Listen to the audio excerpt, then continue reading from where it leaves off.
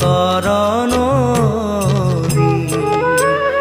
শ্ৰীমন্ত শংকৰে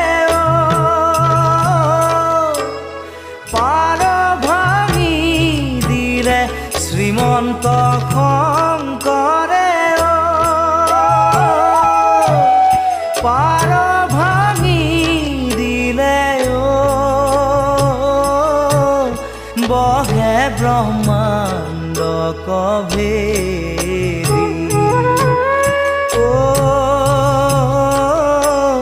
বহে ব্ৰহ্মাণ্ড কভেদি গোবিন্দৰ প্ৰেম